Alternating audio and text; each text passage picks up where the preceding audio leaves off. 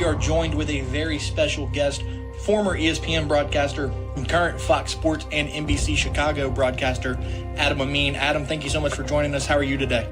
Doing great, boys. How are you doing? We have a special guest in the house.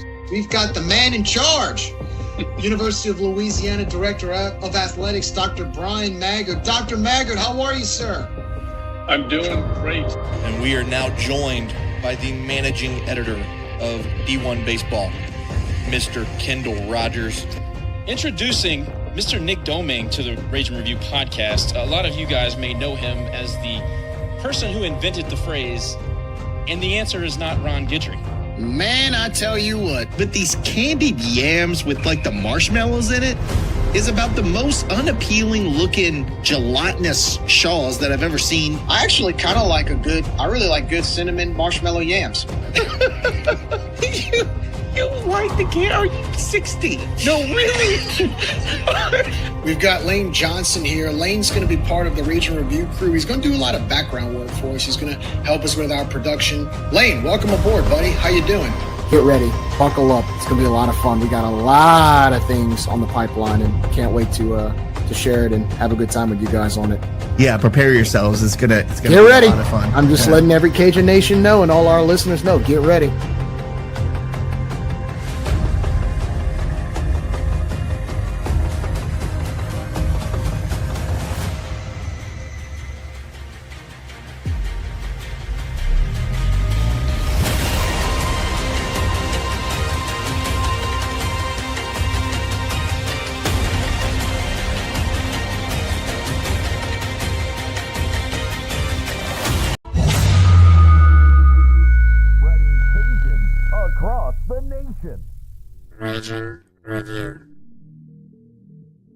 The Ragin' Cajuns will be a source of pride for this university, for the alumni, fans, and donors as we achieve success in the classroom, in the competitive arena, and in the community. It's about to get really fun. We're looking for dudes that will stand up. Well, Coach, let me tell you today, I'm here and I'm ready to stand up. And I challenge you, Ragin' Cajun Nation, to stand up with us. Stand up with us. Let's lock hand in hand and let's walk through the gates of Omaha. Hey, I love y'all boys. Let's grind every day starting today. Let's do it. Y'all ready? Alert! Alert! Ready! Who's that team ready? Who's that team ready? That's up! I got one thing to say right here. Cajuns win!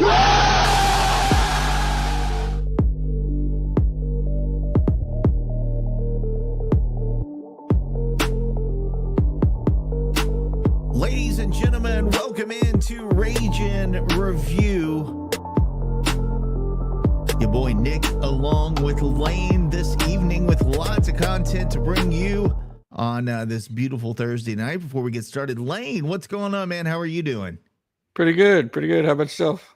Not too bad. It was a pretty good day, man. We got to spend some time with head coach of the Texas State Bobcats, Stephen Trout. We'll get to that in just a second. Before we do, we want to give a little bit of a shout out to our sponsors, the folks who make this, this live stream happen every week. Dr. Brett Venable with Recovery Chiromed, Eat Lafayette, who brings our Lanyap section every week. Lafayette Roofing, let's try that again. Lafayette Roofing with Darren Domingue and team, and also Ragin' Hydration, fine sponsors of Ragin' Review. Lane, getting to meet with Stephen Trout, it was really cool. He, again, seems like one of those coaches that are really laid back, really easy to talk to, and hard to hate the other team once you meet him.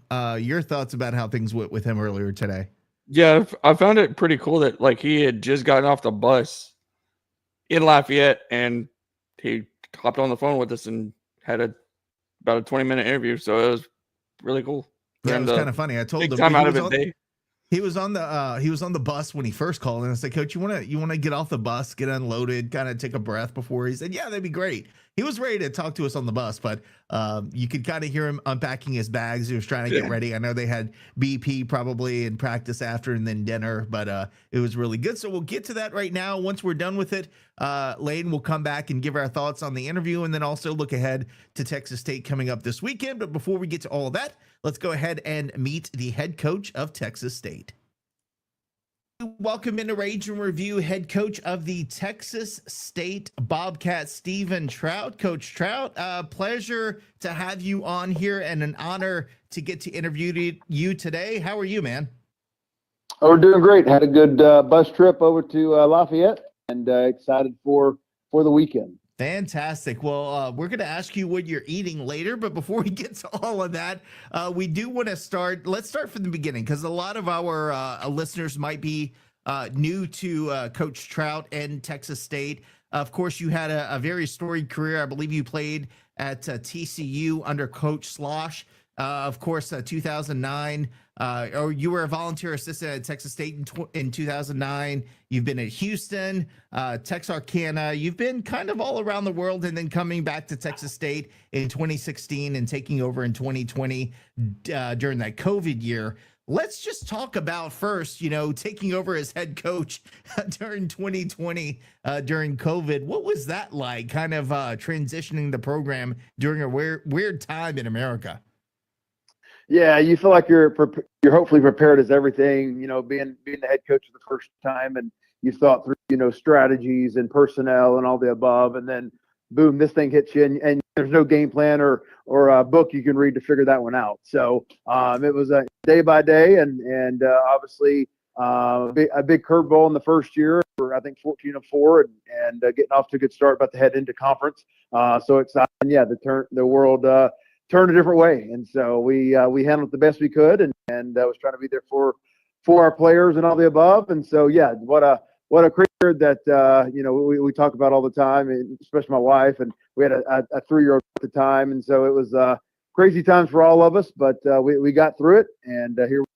Yeah, welcome to head coaching in the SBC in 2020. That must have been a fun time, man. Exactly.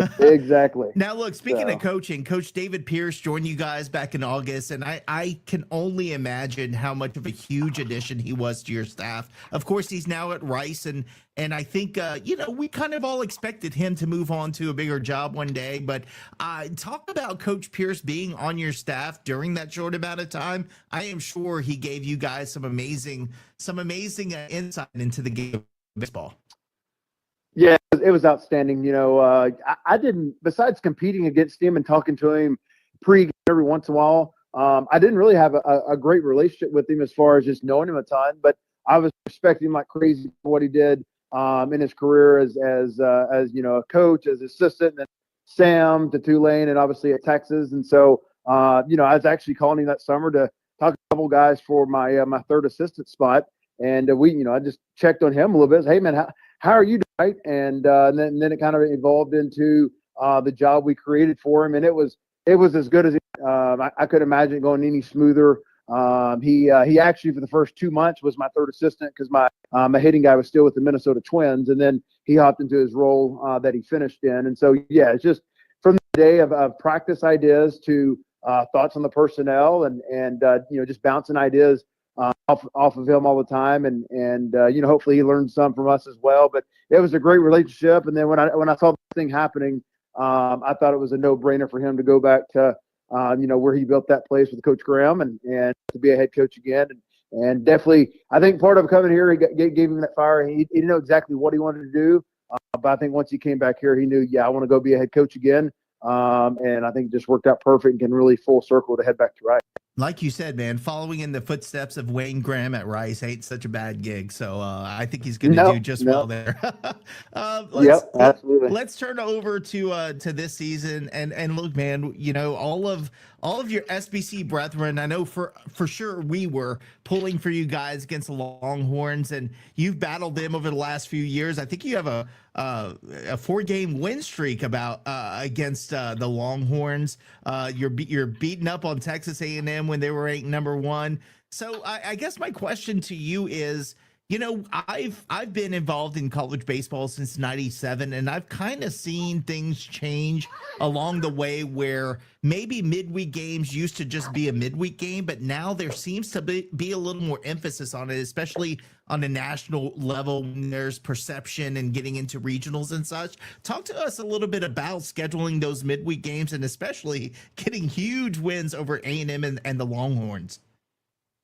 Yeah, as the beauty of where we live, in South Central Texas, we've got a lot of really good programs right around us, so we don't have to go very far, to play our games. And we go down to Rio Grande Valley to play Coach Matlock, 'cause he's a buddy of mine, which that's about 4 hours. That's the farthest we definitely go. But of course around us, you got Texas, you got UTSA, Baylor right up the road, over to A&M, and so it's a phenomenal place to play midweek games because you have programs around you. And it just continues to help with RPI. All those teams are going to be really, really highly ranked in the RPI. And they're just going to be quality teams you're trying to beat. So for us, it's kind of that schedule's not made for you, but it's easy to find those games and make it work out with your travel and not trying to exhaust your guys. And so, but yeah, I think to go be an at-large team, you got to go win on Tuesdays. And as we tell our team, every game's the most important game because it's the next one, and it could be the game to get you into or get you out of one. And so, there's times where I think, maybe if your RPI is too high, you concentrate more on the weekends. But, we go to it heading, hey, we're trying to win every game we're playing, and on deck to go win that one, and then we get to the next one. So they're fun battles. This first time playing Coach Slosh, who's my head coach over at TCU at Texas, and so that was a fun one.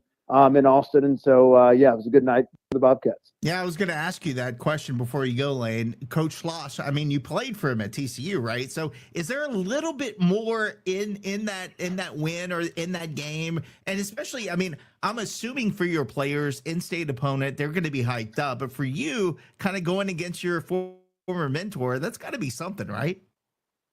Yeah, it's as we say it all the time. When you play friends, you play mentors. It sounds really fun. Like, yeah, I can't wait to go play them. And it's not as fun when you look across. You're like, hey, I care about that guy over there, right? And so it's not as fun. Of course, as he'll tell you the same thing. When we shake hands, I want to be the one on top and the one that wins the battle. But it is always a little different when you look over there and it's a buddy of yours, or like I said, a coach that coached you or coached with you.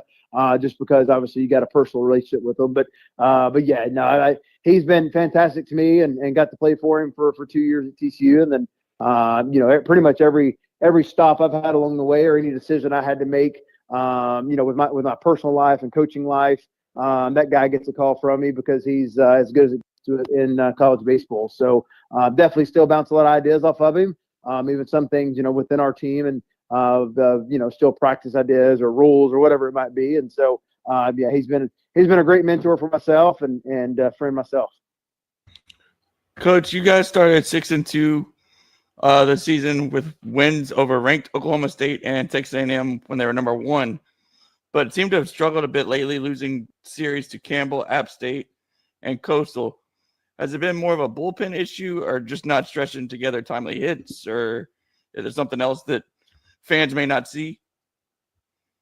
Yeah, it's a little bit of everything. I feel like we're trending in the right direction. If you look at our opening couple weekend rotations, or our rotations completely different heading into this weekend, and so I feel better about our starting pitching. We got a couple really dynamic bullpen arms. We're trying to get more arms that are valuable and getting outs out of the bullpen as well. And then offensively, we've been. I know every team gets hurt, but we've been extremely hurt this year, and it's not an excuse, it's not a crutch, but it's just the realization of we've had 4 starters out majority of the year on offense, and so we've got new guys in our program and young guys in our program that are stepping up, and guys like Dawson Park, who he started a lot for us as a freshman and is really playing well right now, and part of that's because of getting his opportunity probably more than we might have thought, and so we've been battling through it, and it seems like we get a couple guys back and then we lose a couple guys, but that's the definition of a team and definition of getting that going. So the one thing we've done pretty good job of all year long is playing defense. We was really high level at the start of the year and still playing pretty good defense for us, and so but yeah, we're just trying to kind of change our style a little on offense of what we were originally hoping to be. I think part of that's just our personnel. But like I said, our starting pitching has been better. We've got some key bullpen arms, and we just got to find ways to scratch runs on offense. So I really like our team. They're working like crazy to get there, and but a lot of that's had to do with all the injury and the personnel not being available as well. Speaking of your offense, Chase Mora and Ryan Faber are two of your guys that Cajun fans probably remember well, and they've been mainstays in your offense. And they're guys you count on quite a bit. What does that say about their leadership on the team with how they've performed and how they get guys together?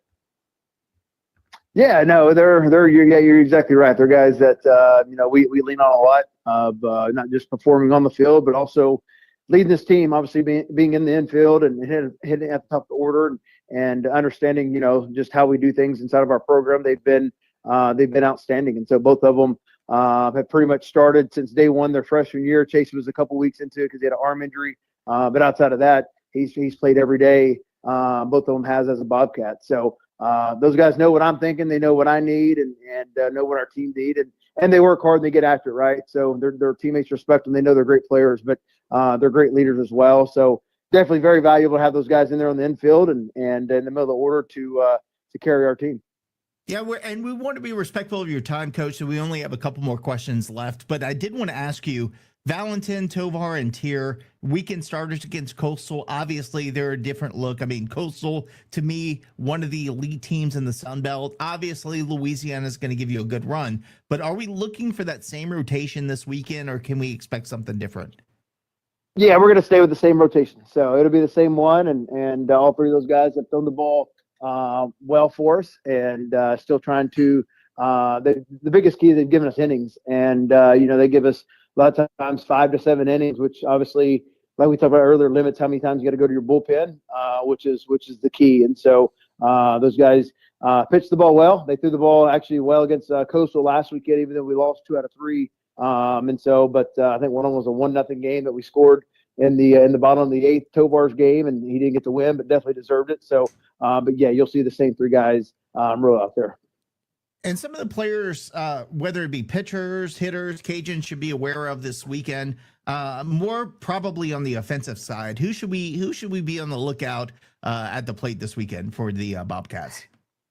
Yeah, I mean, Ian Collier's leading our team in hitting right now, and so he's the guy that hit the big home run on Tuesday night against Texas, and so he's got some power. I know the wind should be blowing in for a couple of days, but he's got a lot of strength. He's a catcher for us and can let the barrel go. And then, like I said, Dawson Park's probably the guy that's kind of he's probably been our other hottest hitter over the last couple of weeks, and really hot. We moved him up to the 2-hole on Tuesday night. I'm not for sure exactly where he hit tomorrow night, but he's a fantastic infielder. The beauty of our team right now is our infield. It's 4 shortstops with Mora, Farber, Park, and then Justin Voss has been playing first base, and those are 4 shortstops that we all recruited that now they're playing our entire infield. So that's probably why our defense is really good, is because we got 4 shortstops out there running around, making plays. But those are probably the 2 names on the offensive side. And then, like I talked about, our 2 back-end guys, Carson Laws, big fastball, really good breaking ball, and then Matthew Tippy, same thing, a really good fastball and a really good breaking ball. Those guys have been, really key for us on the backside. Coach, the Cajuns and the Bobcats have become quite the rivalry since you've become the head coach, and most of the games have been pretty close. How do you and your team view the series and the rivalry?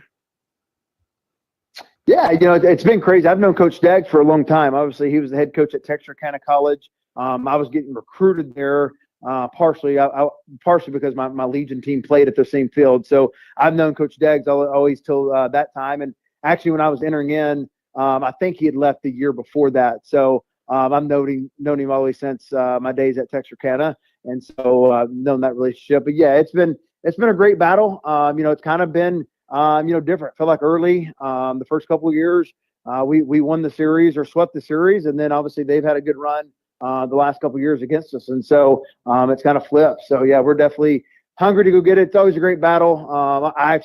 Everybody asks, what's your favorite place to go play, and this is always my favorite town to come to. I love battling in the ballpark and with the great fan base and getting fed after the game and the good Cajun food. I mean, I enjoy this trip. And so obviously I enjoyed a lot more after we win games, but yeah, there's been some great battles over the years and a ton of respect for Matt and his program. So as we wrap this up, I'm glad you said that, Coach, because that is one of the questions, actually one of the two questions I have left for you. You know, playing at the Teague in Lafayette, tough environment. We have Section A. They give the players hell all game, man. You know that. They're going to ride your pitcher. They're going to ride all the games. But at the end of the day, you get to walk down to the Cajun Cooking Club and enjoy some food, and we all, you know, share bread together. Talk about what it's like coming to Lafayette, playing in that environment. Do you guys really, I'm sure you appreciate it, but kind of what do you tell your guys to expect when coming to Lafayette? Yeah, I do. You know, I think it's outstanding when you play games and there's multiple thousands in the stands. That's awesome. That's what it's about. When you're playing games and there's 100 in the stands, that's not as fun to get up for. And so, I appreciate it. I appreciate the trash talk, as we see all the time. They're going to talk trash to you, and then they're going to feed you. And I think it's outstanding. So it's fun, and they do it the right way too. It's not when I say hostile, you're not getting cussed at or anything crazy. It's good that they know the game of baseball. They get after it. They cheer on their team, and they create a lot of energy. And they get after you as well too. If I send a guy home and get him thrown out, they let you know about it. But at the end, like you said, we break bread. They give us unbelievable food, and you go get after it. So you're going to get a great crowd and some great energy. So these are the games you don't have to get up for because the crowd's doing that for you. You know, we had Skylar Mead on a couple weeks ago when we played Troy, and he had a terrible answer to the last question, which was, what do you look forward to eating in Lafayette? And he said Chipotle. And I probably, dude, I almost lost my shit on him. I'm like, dude, Chipotle, like you're coming to Cajun country, man. No doubt. So please, Coach Trout, give us a better answer. When you come to Lafayette, what are you looking forward to eating? If it's boudin, if it's crawfish, what is it? What do you look most forward to when you come to Lafayette? Definitely the jambalaya. I'm Okay. a big jambalaya guy, and we normally get that from the cooking club as well. And then I've hit a couple of the restaurants around town. I've had I forget the restaurant downtown with the great po' boys. I've stopped there a couple of times and grabbed those throughout the day. And then stopped at a couple of places at night. But love shrimp, love a lot of Cajun food, a lot of seafood. But definitely the jambalaya. And then definitely we'll go find some form of shrimp or some oysters or something like that to sit down and enjoy it. Are you a raw oyster or charbroiled oyster kind of guy? Just wondering. I've done both. If I had my pick, definitely probably more the cook. What do they call it when they put all the cheese and everything on there? The good stuff is what it is. Whatever it is usually I do it, but I can do the raw oysters too. It's oysters Rockefeller. There you go. Yeah. There you go. So yep. I can do all of them. All right, Coach. Well, I appreciate you taking the time. I know you're trying to unpack and get your guys to the field, get some BP in, but appreciate it. Thank you for joining us, and man, we wish you the best this weekend. Obviously, we hope the Cajuns win, but nobody gets hurt. It's a good series, and we wish you the best going forward. No doubt about it, guys. If I need something else, let me know, and appreciate you having me on. Thanks, Coach. I appreciate you, man. Take care, man. What a great opportunity to meet with another quality Sun Belt Conference coach. And Coach Trout was cool. Lane, I know, and by the way, thank you for getting a lot of those questions out because, we all have busy schedules. I had to work today, but that was a lot of fun. Enjoyed the visit with him, and I think it'll be a good series this weekend.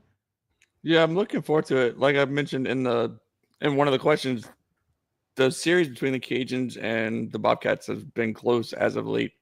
And I think we have like a 5-6 game win streak against them, maybe a little bit bigger. But it's definitely a fun series to want to be at for sure. And I know that so far every coach that we've interviewed has enjoyed coming to Lafayette and they're used to the environment. So that's always cool to see. Yeah, definitely. And he gave a better answer about food than Skylar Mead. Yeah, so I definitely credit him for that. Looking at the Bobcats on paper and kind of watching a few games this season, especially with how, and look, I don't know that we have any marquee games that we've won like Texas State has, because they, of course, beat A&M, they beat Texas. But the one thing that looks a lot alike is just the approach at the plate, the batting averages, the ERAs, the walks from pitching.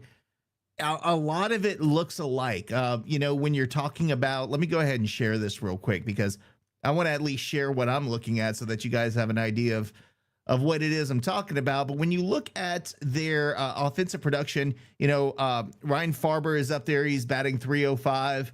But he's really, outside of Collier, we're also going to see this weekend. And I'm not sure we're going to see Garza because I don't think he's scheduled to play. He's only had 2 starts this season. But if you look outside of Farber and Collier, they're batting around, high to mid 200s. And as a team, they're batting 248. When you go to the Cajuns baseball side of things, look at what we have here. We've got Connor Higgs batting 356. You got Galt that's now, gotten his batting average up to 323. And outside of he and Hempworth, we only got 3 batters batting in the 300s. We're batting as a team 254. So you got a team in Louisiana batting 254. You've got a team in Texas State batting 248. They're a lot alike, not just statistically, but I feel like their approach at the plate can be a little frustrating for both of those teams, and I'm sure for both of those coaches. As far as on the mound, again, very, very alike. Louisiana's ERA is around 6. So is Texas State. They give up a lot of free bases on the mound, as do we. But again, you're going to face their Friday night starter in Alex Valentin this weekend, and he's got a 3.7 ERA. He's 4-1 on the season. He's given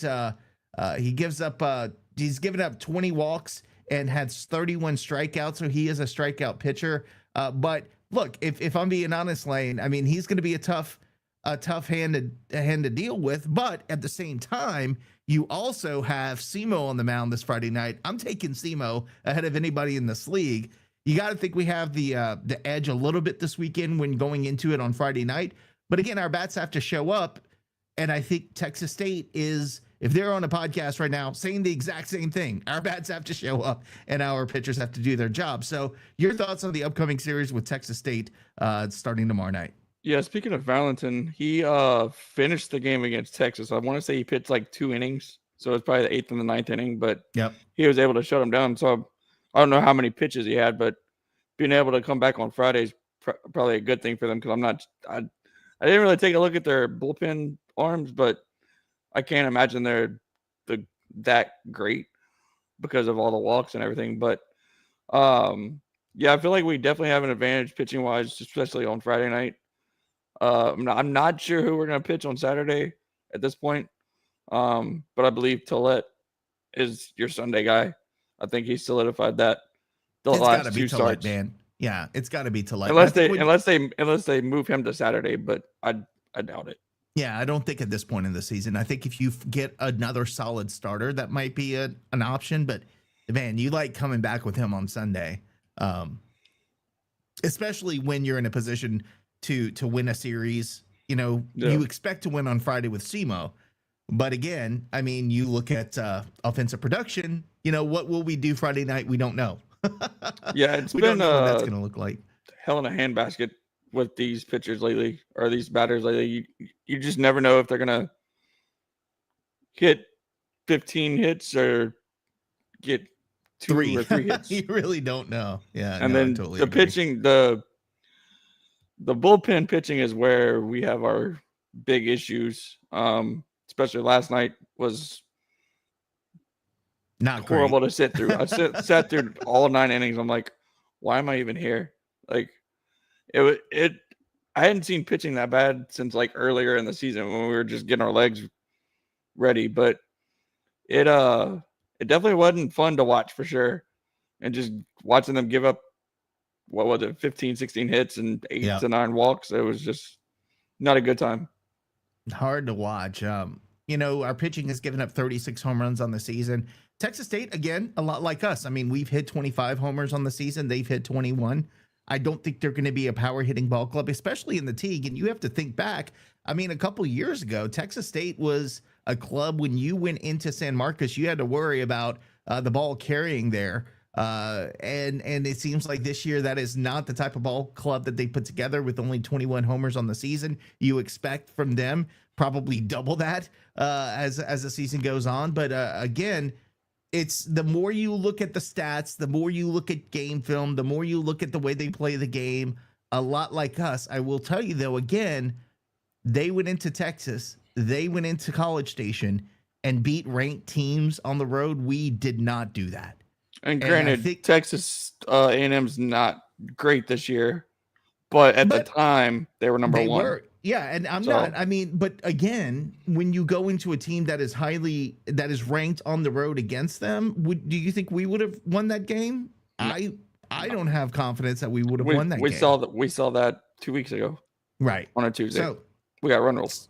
So that's to me the difference in the two clubs is that they have the ability to go out on a weeknight and win the game, but that doesn't necessarily translate to the success so far this season. They're 13-15 overall, 4-5 in Sunbelt.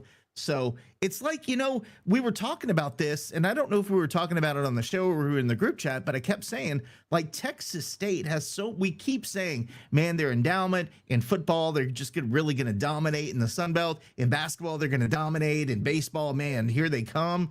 And then they always kind of just lack something that they don't get across that finish line. I think you see that again this year in baseball is you feel like they have all the pieces, but they never quite put it together.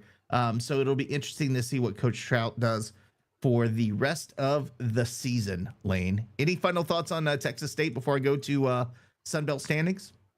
I am looking forward to the matchup with Texas State. It's always a fun atmosphere. I mean, I know the fans sometimes get into it with the players, with Texas State specifically. I remember a couple of years ago, a few people almost got kicked out because of it. Let's hope that doesn't happen this weekend, but hopefully it'll be a fun one for sure. I totally agree, man. And look, at least it's not Troy coming in, so I don't think we have to worry about any player parents come and get kicked out and taken away. Anyway, we're not going to talk about that again. I will say it's very interesting the way that things ended up in the conference race. Let me go ahead and pull this up to share again, but the Cajuns are right in the thick of it. Hard to believe, man. Southern Miss is currently leading the Sun Belt Conference race at 7-2. And then you've got three teams at 6-3, including Louisiana, Coastal Carolina, and Troy. Of course, Troy does have a one-game lead technically on us, but when you're looking at first place, we haven't played Southern Miss. So if we get a win and if we win 2 out of 3 or we sweep and Troy loses one more than we do, then we're right up there with Southern Miss. Really hard to believe. Another, it's kind of packed in the middle of the conference as well. Georgia Southern, Georgia State, and App State all at 5-4. Texas State, Arkansas State, James Madison, and Old Dominion at 4-5. And then rounding out the league, Marshall at 3-6. And then ULM and South Alabama at 2-7. Crazy to see South Alabama there at 2-7. Certainly did not expect that this season. But again, just kind of underachieving seems to be the theme with South Alabama lately. And, it's one of those things. It's almost like Texas State where you kind of feel like they're going to get over that hump and then something holds them back. So interesting, Lane, that we're one game out of first place, even though we're right at, I think we're right at 500. We're one game under 500. One game below losing. Yeah. One game. Yeah. So 15-16 on the season. Crazy stuff, man. Speaking of underperforming and underwhelming, ULM was sitting at the bottom and it popped up in my head. They actually passed a athletic fee today. I think the vote was like 711 to 650. So I'm really surprised that I think this is the third time they actually tried to vote on it. But I think it's like a $75 fee for a semester. Or per semester. Yeah, that's going to be million. That's going to be what, $1.5 million to $2 million for those guys for a year, like each semester. Yeah, so yeah. About $1 million a year. So I was actually surprised that they were the first ones to do it versus us in tech who don't have one. You can't get it passed unless you try. You know, I mean, if they wouldn't have tried, they certainly wouldn't have gotten it passed. But a lot of people went in there saying, "Oh, this will never pass." Well, you don't know unless you try. And guess what? They tried. I think they did a pretty good campaign from what I saw. And I didn't realize how few students they had. They only have like 4,000. Yeah, on campus. It's a small enrollment, but you also have to think they have a specialized program there with the pharmacy. Yeah. So just still happy for them, and I'm tired of our own people in the conference shitting on them and saying they don't belong here. They need to go. We need to get rid of them. That's not the case, man. They're a founding member of the conference. I will always defend them in that regard. So I think ULM. I just hope we beat them in every sport, but hey.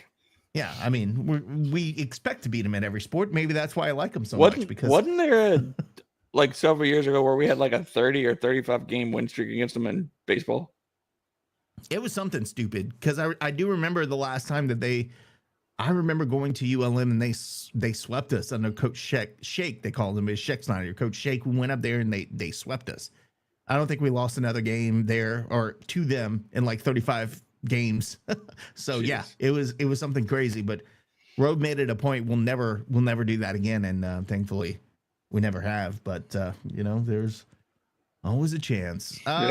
Looking at the upcoming schedule for baseball this weekend, pulling up all of the conference games, ULM will play host to App State tomorrow afternoon starting at 4:00. Old Dominion hosts Troy. Southern Miss travels to Marshall. Arkansas State is at Coastal Carolina. James Madison will host Georgia State. Of course, Texas State visits Louisiana starting tomorrow night. And then South Alabama will play host to Georgia Southern. We'll be interested to see that Georgia Southern South Alabama series. I know Georgia Southern has won a couple of games that they probably shouldn't have. They dropped some that they probably shouldn't have. Georgia State looking at that series, but that will be interesting to watch. No games that you're looking at this weekend that are like, okay, I have to watch that within the conference. Everything's kind of like mid-level. I think maybe Texas State and Louisiana could possibly be the series that might be the most competitive, that you're looking for a little movement in the standings. But Lane, I'm looking at this and I'll have them on, but there's nothing I like must see TV this weekend in the conference. And what I did notice, I was looking at the schedules on Sunday. I believe Southern Miss plays us and then Troy back-to-back weekends. So that'll be an interesting catch for them. Yeah. But yeah, nothing really pops out this weekend other than us and Texas State. What's a successful weekend? I think we have to obviously winning the weekend. I think we have to win the weekend, man. You're not looking for a sweep. The thing that scares the hell out of me again is that these teams are so alike in so many different facets that one of those games, like I feel like Friday night we should win with Simo on the mound. Again, it depends what our offense does and what our bullpen does behind him. Yeah. But it kind of worries you after that point because you're like, okay, who's going to show up for either team? We got to go 2-1, and that's my prediction this weekend. We got to go 2-1 this weekend. What are your thoughts? Yeah, we got to go 2-1. I'd say minimum win Friday, obviously, because if you don't win Friday, you're kind of behind out of the luck. Ball. Yeah. But I think winning Friday and then dropping a close game Saturday, and then winning a blowaway game on Sunday with Tillett, I feel like that's your best option. Well, we will see. First pitch tomorrow night, I believe, is at 6:00. So all three games are going to be streaming, which I'm very happy about. What game was not streamed last night was Louisiana Tech, probably for better. Probably a good thing. Yeah, probably for better. But the other thing is we did have a game that was broadcast last night against Louisiana Tech, and that's the ladies. They played host to the Lady Bulldogs, I guess is what they call them.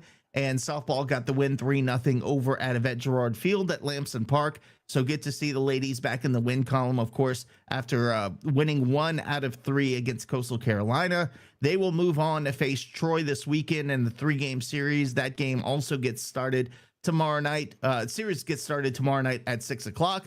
Looking at the Sun Belt softball standings, and I'm going to share this because this is very interesting, Lane.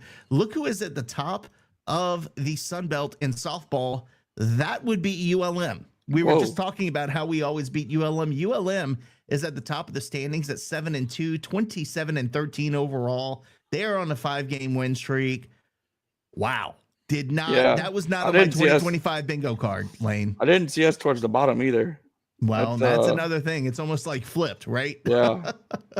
ULM, Georgia Southern, and Marshall all on top at 7-2, and then it gets a little bit jumbled the rest of the way. But yeah, looking at Louisiana at 4-5, 18-17 overall, and then you look at ULM way up there.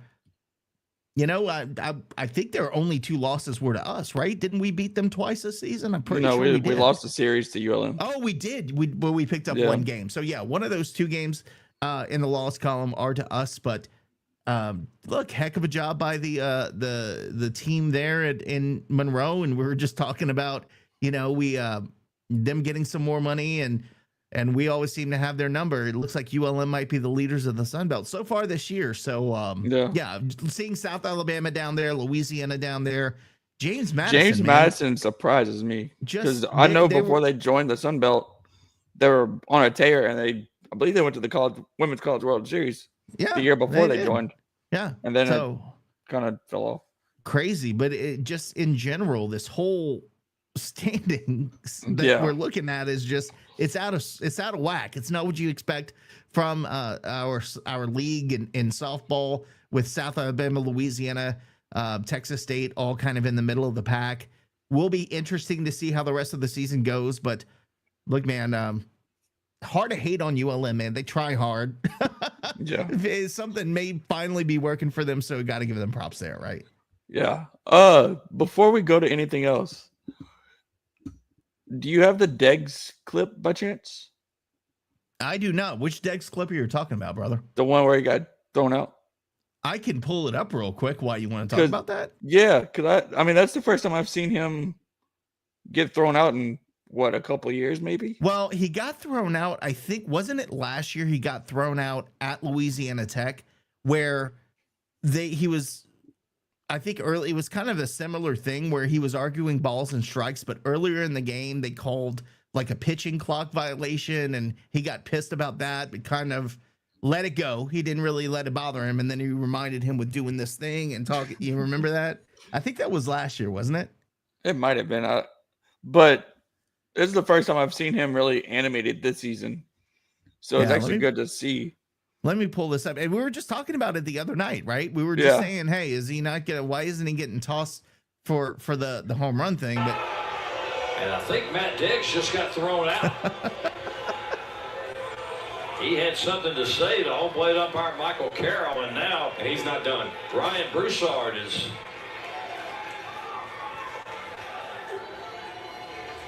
I think he's still upset over the non-home run call earlier.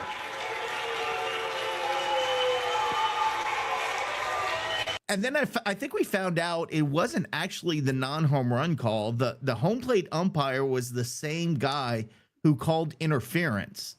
So he was the second base umpire during that Troy series or that game? No, he was the home plate umpire during that series where the last play he called interference on our batter for the final out of the game. That's why he did that. It had nothing to do. At the same time, the umpires blew 2 obvious calls in that game that he got thrown out. Well, that man on the screen right there, Ryan Broussard, is the one. I don't know if you saw the post that I had, but it was somebody had tweeted out something like, name the 2 biggest rivals or the biggest, something battle or whatever. The biggest battle of all time. And I was like, Ryan Broussard and the foul pole. No, it was Ryan Broussard who came in and did Ryan Broussard things. So I don't know what else to say about that, Lane. I'm gonna play it again because it was just so damn funny to watch. Let's go back. I want to see it one more time. I know we've seen it 100 times. Matt Diggs just got thrown out. Well, obviously. He had something to say to home plate umpire Michael Carroll, and now he's not done. Ryan Broussard is... He hit 450 right there. I think he's still upset over the non-home run call earlier.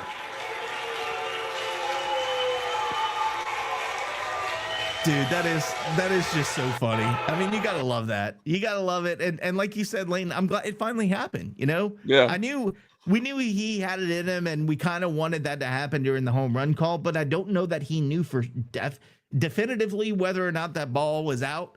But I guess he, we knew it was out because we saw the tape. We saw the replay 100 times. Yeah. And by the way, let's go as Jerry joins us. I think I'm going to put it back on because I want to play. Hold on. Let me pull this back up. I want to play what happened in the game before or that prompted all of this, because this cat, look at how far he throws his knee out there. Like, come on, bruh. If you don't think that was sticking your knee out there, come on. So if he doesn't stick his knee out, the catcher catches it. He catches the ball. Nothing happens. Jerry, are we crazy on this? I mean, come on, man. Well, what's funny is it was a strike. That's how far. According to the track, apparently, like, I don't know if they analyzed the TrackMan after, but I heard that it was a strike. So he stuck his knee inside of the actual strike zone. Yeah, that wasn't a strike. I'm going back and watching that. That's definitely not a strike, but no, it was. It was. It was a strike. Jerry, look at where that pitch.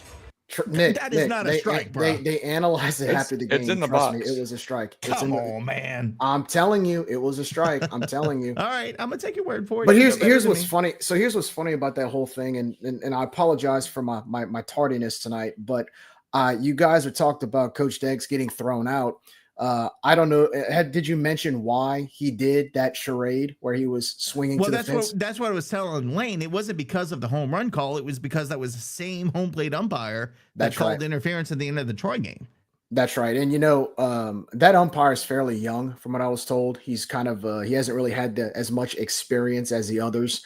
But we shouldn't be his damn learning curve. No, and that's the point. I think that's why Matt Deggs was so upset, was the fact that, like, look, you missed the call against Troy, which ended the game. That's one thing. But then to botch this, to do it multiple times in a span of a few weeks, that's unforgivable. And by that's the way, why he was Jerry, so mad. look at this. He's walking away and you then see, gets looking for tossed. Gunner. Watch. Rewind it, and look at Gunner. Hold on, let me go back. I saw was it Gunner yelling? No, so you see Gunner pointing. See how Gunner points? Right. He's walking back to the dugout. That's right. He's telling him you got tossed. Yeah. And what's crazy about it is, I believe from what I was told, that the umpire had basically said something to Deggs, like kind of under his breath, and Deggs got mad about that. So he basically told him, because this is when he goes,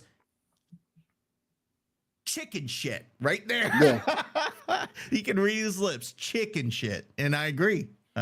Well, the umpire, he basically told the umpire, get your act together and put it to nice terms. And the umpire said something under his breath. And then Deggs basically said something back to him as he's walking back to the dugout. Gunner points at him and says, "Coach, you just got thrown out." And that's when Deggs turns around and does that full and by the way, Deggs was right. Deggs was right, and they replayed. Yeah, they did the replay. He was right. He had to go back to home plate, and Deggs had to sit out a game because of that. I'm not going to say the word, but yeah. No, it's crap. Guy. No, it sucked. I mean, look, again, it's one thing to mess up a call a few weeks ago, and for the same guy to botch that call there, and then having to get your coach tossed because of it. I mean, that's straight up incompetence. One of the biggest issues. It was kind of like Jay Johnson talking about getting tossed at who was it, at Texas, because of the umpire. They had an issue in the regional last year. It's kind of the same thing. Like, do you remember those grudges? Yeah, I was gonna say, do you remember how Tony Robichaux used to call these umpires? He would always say, call them Joe Puffy, because they'd have the patch on, and he's like, they puff their chest out a little bit more. We got too many Joe Puffies, Nick.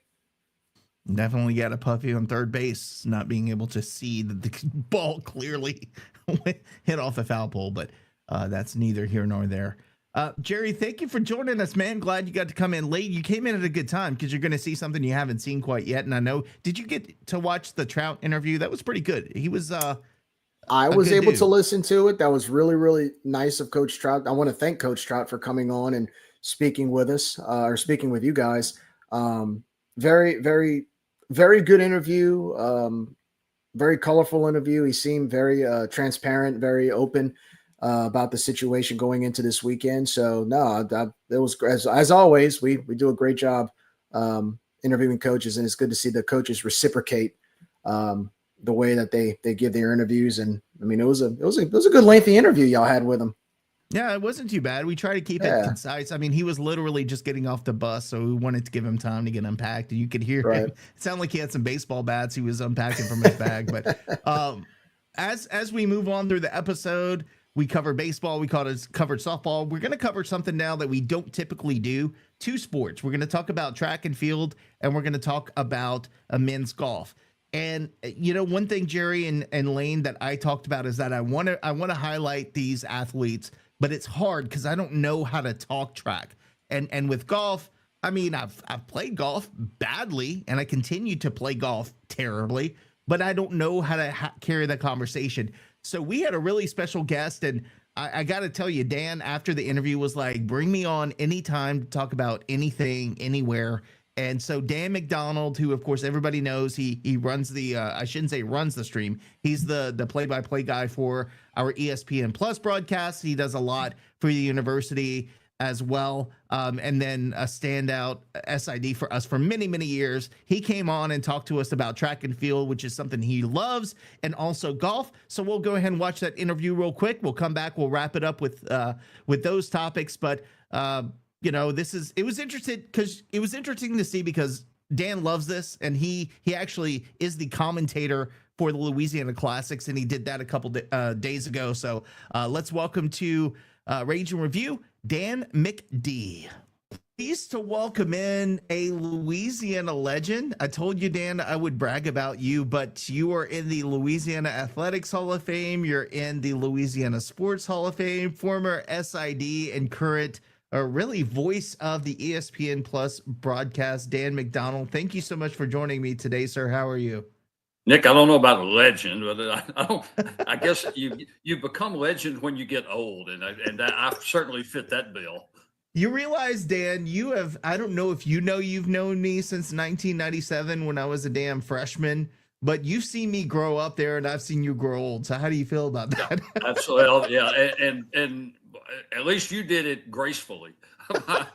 You can tell by the way I look that, you know, I'm still, it amazes me that I get to do the ESPN Plus broadcast. The good thing there is that normally I'm on for about 20 seconds in the pregame, and I never get seen again, which is a good thing. There you go. Not a bad thing. Well, you know, I was a little hesitant having to go on camera here, but fortunately, not just for men yet, but it's going to get there, I'm sure, at some point in the very near future. But I appreciate you for joining us. Look, I know back in the day, and the reason I asked you to come on here is because I always remember when we were at baseball, regardless of what was going on, you always had those little bitty tiny binoculars, and you were always looking towards the track complex, and you knew the ins and outs of track and field. And I know we were talking before we went on here that track and field, the men's track and field indoor championships, we won that. And I don't think there's enough recognition for the guys who you know, participated in that event. I'm going to go down the list right now of school records that were set in the indoor championships. Lawson Jacobs. I hope you have a lot of time because they set a lot of records. Well, I have a few. I don't know if they're all of them, but Lawson Jacobs had a school record in the 400. Joe Patterson in the 800. Alexandra Johnson in the 800. Ella Segura in the 3000. High jump was Elisha Veal. And then the weight throw was Lily Murray. That was just in the indoor championships this year. You know, talk to us a little bit about how big of a deal. I mean, I remember Coach Lonson back in the day. He did great things, and now we're moving on to a new regime as far as coaching goes for the track team under Coach Tommy Badon and his staff. Talk to us a little bit about how big of a deal that really was for us to win that men's indoor for the first time in many, many years. Well, I think it was huge. They had gone almost a quarter century without winning a team track and field title. And, you know, this program goes way back, even back to the 60s when Bob Cole was the head coach, another member of the Hall of Fame. You know, they won, you know, several conference championships in a row. And then, you know, Coach Lawson, you said Charles Lawson came along and sort of brought the program back to that. Those two guys really concentrated on the team aspect of the sport. Some coaches will concentrate on the individual. And, track is basically an individual sport with the exception of the relays. But, a lot of people don't really put a lot of emphasis on the team part of it, the team scoring. And it's because there aren't that many meets anymore that actually score except for a conference meet. You probably the Cajuns probably won't have a outdoor meet that keeps score as a team until they go to the conference meet in a few weeks. So, that sort of got almost not pushed to the side, but it was a little de-emphasized. They emphasized individual performances for a while, and they had some great individual performances over the last, couple of decades. But when Tommy Badon took over as coach, he wanted to bring back what Coach Cole did. He wanted to bring back what Coach Lawson did. He idolized Coach Lawson, and he thought that what he did was the way you should run a track and field program. And he's been building on that these last 2 or 3 years. And, this year it all came to fruition. It could have happened last year. If they'd gotten a couple of breaks, they could have won the men's last year in the outdoor. They could have won one of the women's titles last year. But this year, obviously, they were able to break through on the men's side, won the conference indoor, in what was, what it wasn't decided until the last event. And that was just, I remember talking to Tommy after they got home, and, he said he was cool on the outside, but inside he was churning. I mean, he was just going absolutely crazy because he knew they had a chance to do something they hadn't done in a long, long time. That's awesome. And I mean, you go through the relays that they participate in. And of course, now it's outdoor season, but just a few days ago, the big day at the Bobcat relays. I mean, you look at what they did. It's impressive. I mean, even you're looking at, 5 scores in the top 30 in the nation. And it feels like we've been off of the radar for quite a while. And now all of a sudden we're like talking about national rankings for some of our track team members. That's just really, really impressive by some of the guys. And again, Lawson Jacobs he's one of my favorites. He's fun to watch, but there's just a lot of, he's fast. Yes. He's really, really fast. You mentioned the 400 meter indoors, right? He was a 100th of a second away from winning the 60 meter. And wow. That is a really hard double in the indoors because they almost come right after each other. And it's so much of a different race. Indoors, that's a couple laps, and the 60 is just that one straightaway and you just go as hard as you can. He almost pulled off a pretty impressive double. Yeah. And Lily Murray, I know she didn't place as high as she would have liked to this past weekend, but the fact that she's carrying, I think she's in the hammer throw now is that what it is now in the spring? Yeah, in the outdoor, it's the hammer. Indoor, it's the weight throw. It's the weight throw. Yeah, similar but different. It's sort of the indoor counterpart to what would be the hammer throw outside. And you mentioned, Lily, she's going to be a much more of a force outdoors and already has shown that. In fact, the entire Cajun women's team is probably better suited to the outdoor competition than they were the indoor. A lot of the events that they will score a lot of points in outdoors aren't contested indoors. The discus, the hammer, the javelin.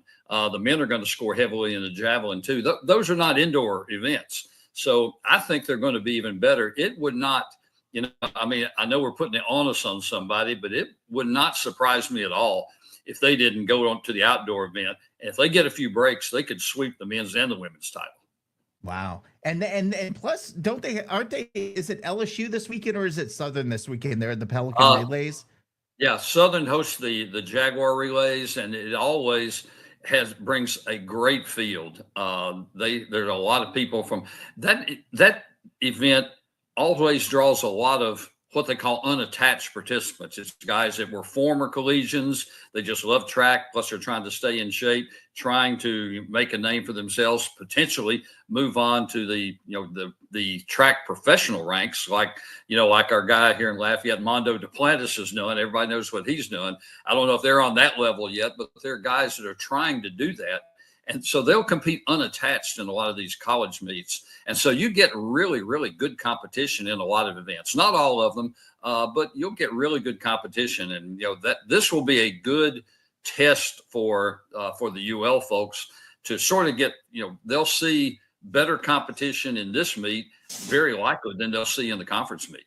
Yeah, that's pretty awesome. And that meet is only a couple of months away in May.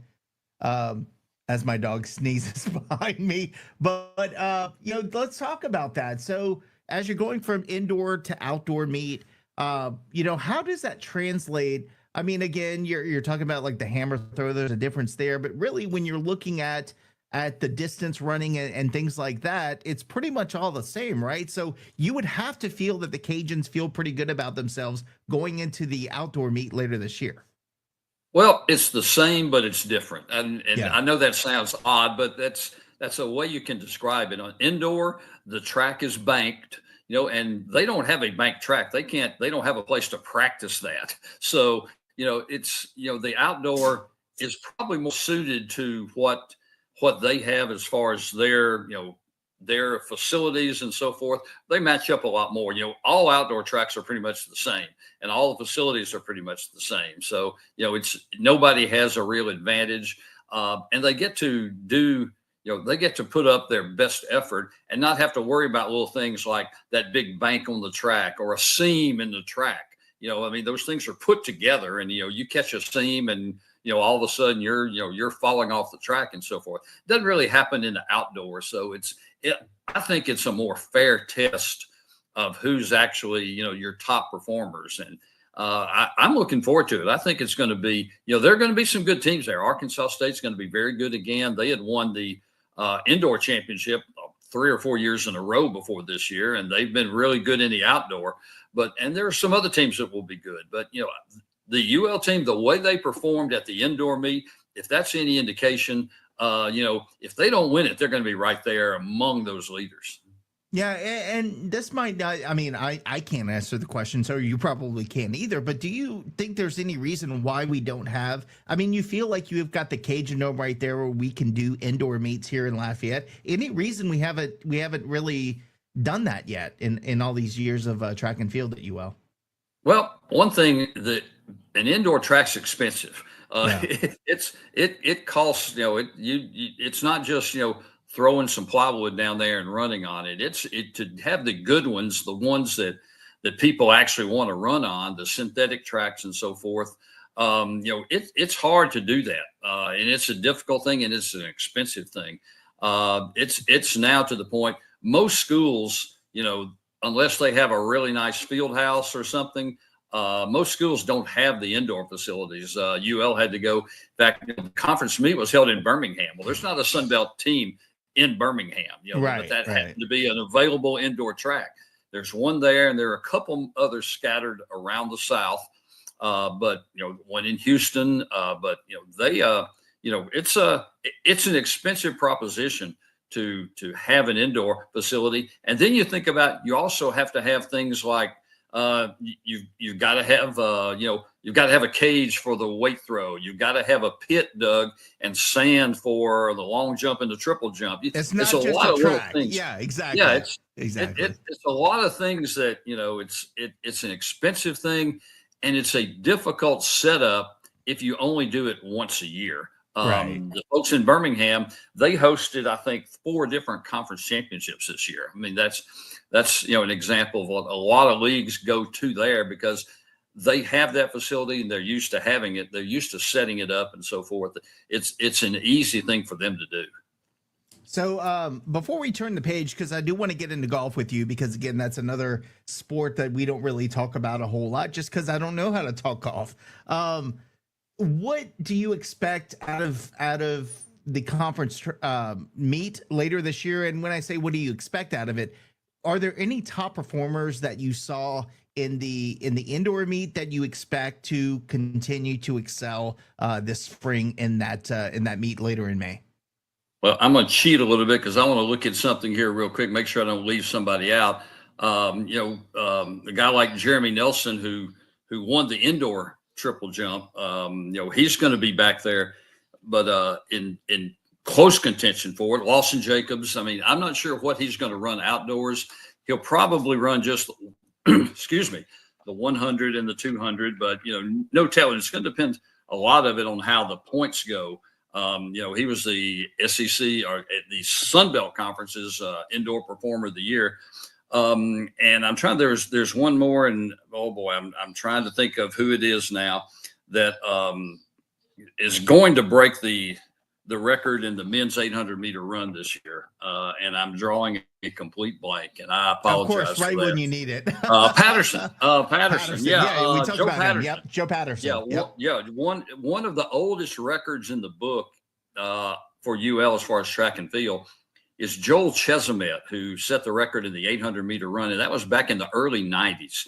And nobody's come within really a second of that until now, Joe Patterson. And if he didn't break it over the past weekend, and I have not checked, but he was close. If he didn't break it, he's going to break that record at some point before the year's over. It might be at the conference meet, might be this weekend over at the Pelican. But that's another guy that I think you can really watch for and see what he's going to do outdoors. Will he just run the 800? Will he run the 800 and the 1500? Or will he try to come down and run the 400? I mean, he's got that kind of capability that, he can do a couple events. He can double up. 400 to 800 is a tough double.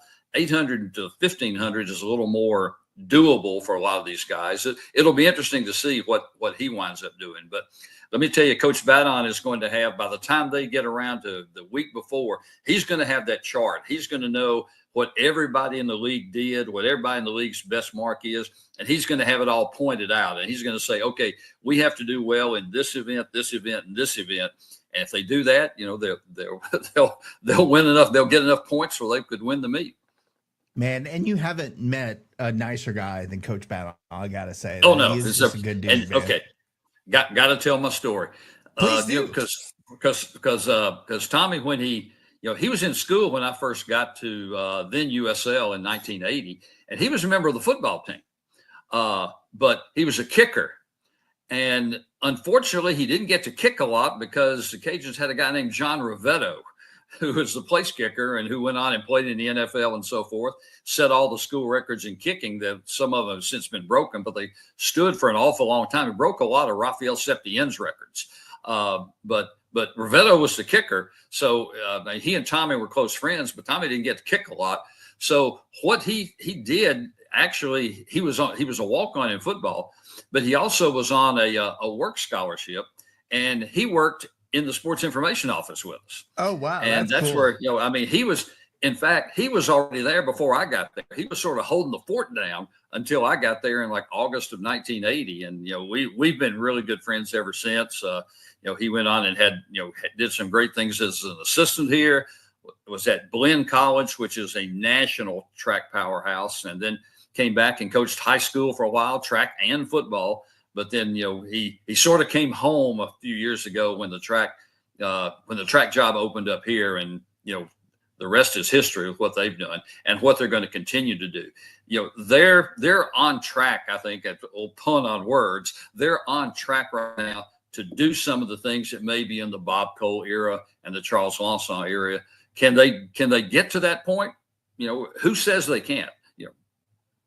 That is awesome, man. And you brought up a memory for me when you're talking about the old SID days, because I remember you would walk into the complex, you'd see the ticket office, you'd take a right, and that first door on your right was the big open office where it was just a lot of crap all over the place. Yeah, we had crap everywhere. I mean, I remember Kevin being there, and man, that was back in the day. So that brought back some good memories. Not 1980 memories. I mean, I was born in 79, so a little bit before my time, but not much change. You probably crawled through there at some point. I probably indeed did. Well, thanks for talking about track. Let's turn it over to golf. Because Cajuns golf, when I look through what they've done this season, and I thought it was important to talk about this as well. Obviously, we had a great performance at the Louisiana Classics, and we're going to talk about Oakbourne in a second, but I want to talk about the overall year that the golf team is having. They've had some pretty nice finishes. I mean, They finished about fourth or fifth in most of the tournaments. They came in first in a couple of them. Obviously, performed really well in the Louisiana tournament. Talk a little bit about the golf team this year and how they're progressing and what we look for Coach Theo and his group this year. Well, they're a really good mix of guys that have been around for a little while, like Milan Potgieter and Eli Ortego, those type guys, and a few newcomers that have come in. They've really sort of blended together really well. And, they jumped out there and won their first tournament of the year in the fall. They went to the Border Olympics way down in Laredo, Texas, and won. And that's one of the oldest tournaments in the country. I mean, the Louisiana Classics is 40 years old. It's one of the top 20 in the country, but the Border Olympics has been around realize it was that old. Yeah, it's been around for a long time, even before that. So, that was a really good win for them. And they've been pretty solid in all these events. And obviously they finished third in the Louisiana Classics in their own event at Oakmorn behind two really good teams, LSU and Texas A&M. They're both going to be national seeds when the bids come out for the NCAA tournament this year, and they're going to go at it in the SEC tournament in a couple of weeks. But, that was a really good third place finish for them.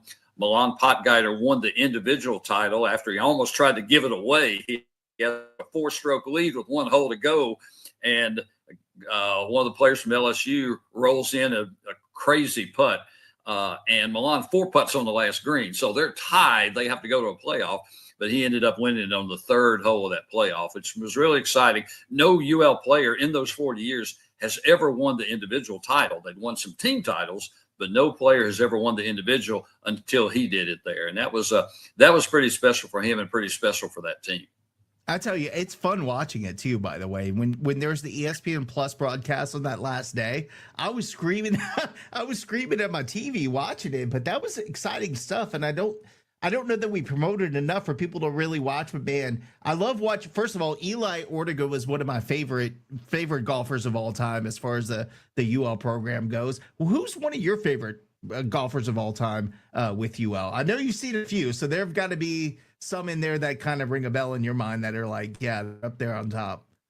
Well, of the group that's here now, and let me say this, every one of those guys, they follow the Theo Slyman model. Every one of those guys is just they're quality young men, and they're also golfers. And it's a pleasure to be around those guys. But, Eli Ortego is one of my favorites, mostly because he grew up next door to me. His family lived right next door for probably 7 or 8 years when he was growing up. They had moved about the time he started high school. And of course, he went to high school at Ascension Episcopal, which is only like 6 blocks from where we are right now. But he's among the group that's here right now. He's among my favorites. But they've had so many good players and so many good guys. I look back at a guy like Mike Heinen, who won on the PGA Tour, and had a lot of success. Won his career earnings probably a couple $1 million on the PGA Tour. But he never changed. He was always that guy from Welsh who just had fun playing and was just so great with people. There's guys like Craig Perks who won the Players Championship. I mean, it's the 5th major on the PGA Tour. But he always enjoyed being around Craig because he was from New Zealand and he had the accent, and I just loved listening to him talk, for one thing. And you can still hear him on the Golf Channel every once in a while. But a couple of guys like that went on to success, but there have been so many good kids come through there that, I've had the pleasure of knowing. And one group I do want to point out, and I don't want to talk about any individuals because there's so many of them, but the UL program has had almost a dozen players from the country of Iceland. And you don't think of Iceland as a big golf country, and it's not. There are not a lot of golfers because there are not a lot of golf courses, and their playing season is so short, but Olfar Jansson was the first Icelandic player that came over and played way back when Coach Bob Bass was coaching the golf team. Wow, that brings back memories. Yeah, and Olfar is now the director of youth golf for the whole country. And what he's able to do is he's able to channel some of his guys and really talk up the Cajun program. Now, some of them have gone on and they've done things at other schools, which, that's fine. In fact, LSU's number one player and the guy that may be the best player in the country is from Iceland this year. Kind of ironically, he's just a freshman. Wow.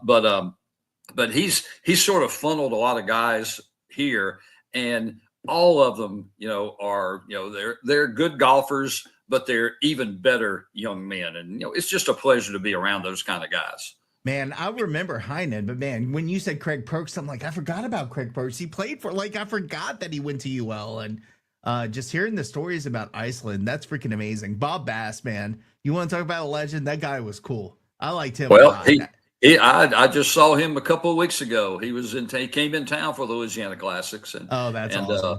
And he, and was here and had a great time, and he'll be back in October because we'll host again the Bill Bass Open, which is named after his father and is the UL homecoming event. So I know I'll see him a couple of times during the year. That is amazing. Well, Dan, I appreciate it. Before we go, your thoughts. I mean, as far as golf goes, it's not like baseball where you can kind of see where they are and RPI and all this stuff. How are we in a good position to make a regional? Obviously, it depends how well we perform in the SBC championships. But as far as golf goes, your thoughts as far as making a regional this year. I know a couple years ago, man, that was a lot of fun to watch. Your thoughts this year? Yeah, when they won that conference champion 2 years ago, I mean, nobody expected that. They had finished dead last the year before. I remember conference that. champion. Yeah. And then just popped up and won it. And it's tough to do because the way the conference tournament is set up, you play 3 rounds of just regular stroke play, just like any other tournament. But then the top 4 teams advance to a match play thing. The top team in the scoring plays the number 4 team. The number 2 team plays the number 3 team. It's head up. It's just like Ryder Cup. It's head up. And then the 2 winning teams will advance and play in the championship match. And, they won the championship match when made a putt on the last hole in the last group to win that title. So it was really spectacular. Can they do that again? It's a possibility, but there are right now, and I think I counted, there are 6 Sun Belt teams that are between number 50 and number 100 in the national rankings. And pretty much if you can get into the mid to low to high 60s, you'll get into the tournament. A lot of teams get into the NCAAs. They play that in regionals, and each regional has 17, 18 teams and so forth. So a lot of teams do get in. If you win your conference, it's just like basketball. You win the conference, you automatically get in. But then there are a lot more at-larges than there are the conference champions. And, last year the Sun Belt had 4 teams get in. They probably will do something like that this year. And the key is for them to play well the rest of the way and then play well in the conference tournament. I think if they do that, if they play well in these last couple of events and then go to the conference tournament and get into that 4, get into the match play, I think that they'll be in the NCAA tournament. All right, last question for you before I let you go. Totally off topic. Let's talk It's about the center cheetah. field. Yeah. It's the cheetah. That's what it is. Oh, I thought you were going to ask me what the fastest land mammal was. No, it is not that. It is center field. So in the early, you started that. Am I correct in saying that you started center field? I know people like to give me credit for it, but I got to say Dan started it. How did that come about? Well, for one, I liked the song. John Fogerty came out with it in 1985. And, at the time, our version of a sound system at the baseball field was a handheld mic, and I had a cassette player. And I had the cassette of, Fogerty's, that album. And so that's how we played it. But that was probably 88 or 89. I didn't, I was looking for some music, and I didn't really like the take me out to the ball game thing. Everything I found was sort of staid. It was slow. It was boring. And I just thought that would be something different. So, started playing that. I don't remember if it was 88 or 89 when we started really using it, but, it was kind of funny. I just take the microphone after it was like a, 7th inning stretch time, and I'd put the microphone down on top of the cassette recorder, and then it would go. And, that's how we did our music back then. But they've continued the tradition. It's so much fun to see everybody standing up and clapping. And, the couple of things I'm always struck with is they put the words up on the scoreboard, but nobody looks at them because by now they all know the words. And if there's not a pitching change, there's usually not enough time between the top of the seventh and the bottom of the seventh to really get in like the first two choruses. So they have to tone the music down in the press box, but that doesn't stop the fans. They will keep singing until they finish that second chorus. And I think that's really cool. You know, it's funny because sometimes the umpires would even stop, like they'd be waving to us to stop the music, and we're like, we're not playing. It's not us anymore. It's the fans, and you're not going to keep them quiet. But it's like green onions for Robe. Like, I didn't come up with that for any particular reason other than, okay, we're going to play this when Robe goes out, and it became a thing. But I do appreciate you starting that. It did, but I appreciate you starting that many years ago. And the great thing, and I'm again not going to call any names, but the first time after Coach Robe's tragic death, when Matt Deggs walked out to the mound, the guy who's doing the music, who didn't know, I'm sure he just didn't know all the tradition. He put that on, and we went into the booth and said, "Don't ever play that song again." Never again. So yeah, that lives with Robe. Appreciate it, Dan. Thank you so much for the memories. Thank you so much for the dialogue on these great teams we have here. Hopefully we can do it again, man, when we get around. I would love to, Nick. I'd love to. Anytime you need me, I'm here. I appreciate that, and give your wife a hug for me because I miss Mary Beth. I'll certainly do that, but I'm in the shower before I do that because I just mowed the yard a little while ago. You've been mowing the yard, yeah. I appreciate it. Thanks, Dan. Have a good one, man. Thank you. All right, see ya. Boys, that was so much fun. The one thing you get with Dan that I think is so spectacular is you're never going to get just a conversation about golf. You're never just going to get a conversation about whatever topic you're bringing to him.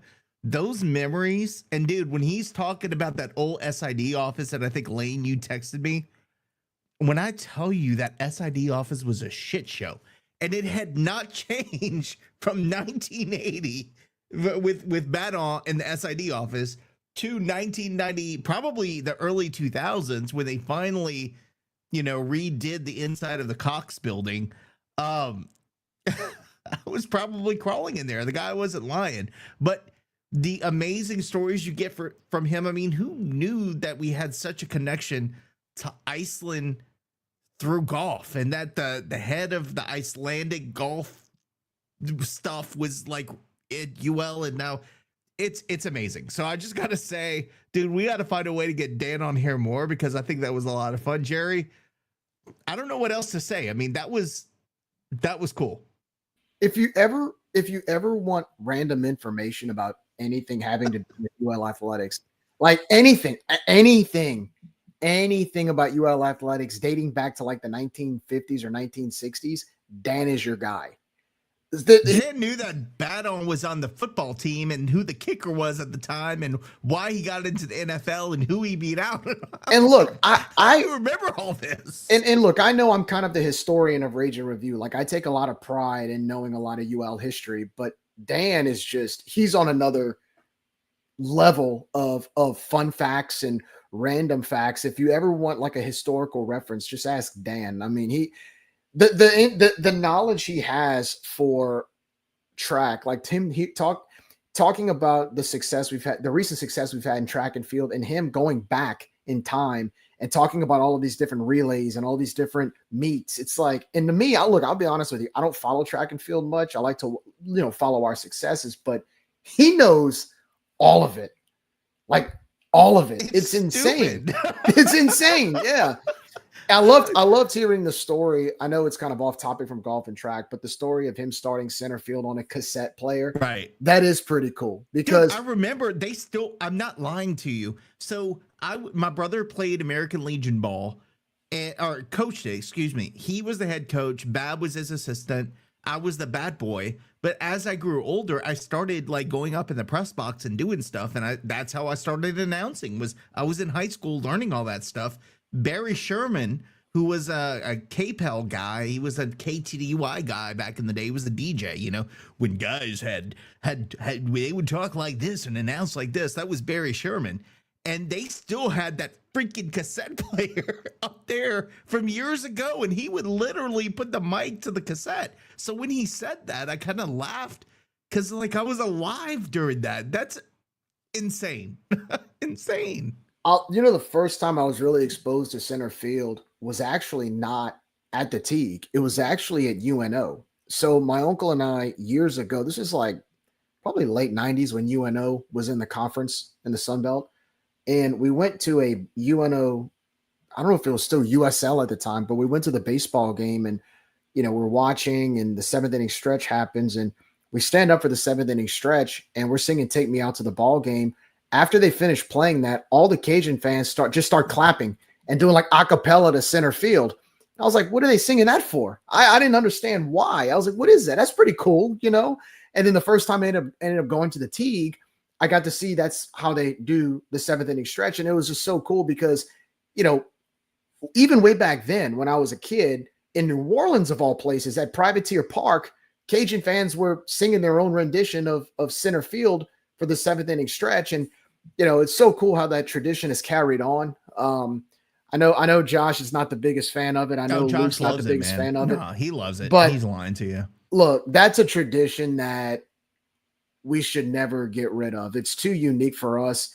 I like how some people have taken my tagline of, the best 7th inning stretch of all of college baseball, but it is. Not naming names. Yeah, it is though. It really is. Another fun fact I wanted to give you, Nick, was so Robe's song was obviously Green Onions. The band that plays Green Onions, I think it was like in the 1960s, was Booker T and the MGs. Yes. So if you ever watch Gunner walk out to the mound now, the song is called Time Is Tight. It's the same band that played Green Onions. So that's actually pretty cool when you think about it, because even though they don't play Green Onions anymore, it's cool that they kind of transition that Robe tradition to a different song by the same band. So I'm glad they did that.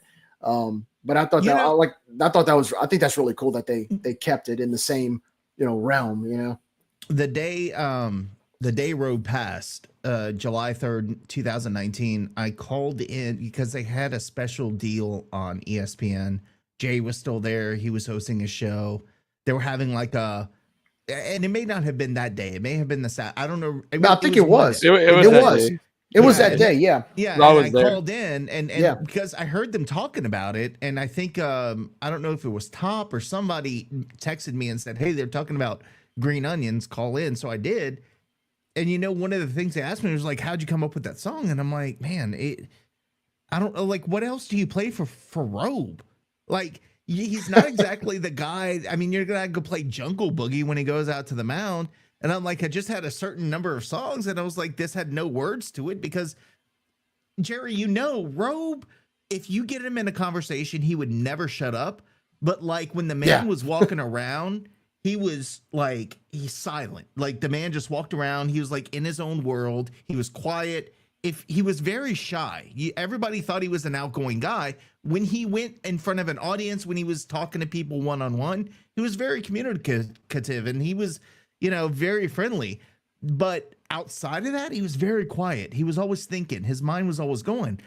So it was a song with no words. It wasn't that deep, but like it's crazy, kind of like center field, how that grew into a thing when an 18-year-old kid's just playing a song that he thought, all right, well, what am I going to play? Two-step my move for Robe? Like I'm not, So it's crazy how it turned into that. And then I heard about the first time that after Robe's passing, there was a mound visit, and Dan quickly shut that down. That's my understanding. I do like the fact that they played "Time Is Tight" by the Booker T and the MGs, because it is almost like an indirect salute to Robe, even though it's a different song. And look, it's funny because Robe never really knew what the song was. He always used to say, "I don't know who sings it. I've never heard of it." I was playing it. If I'm being honest with you, not paying attention because he's probably so focused during the game.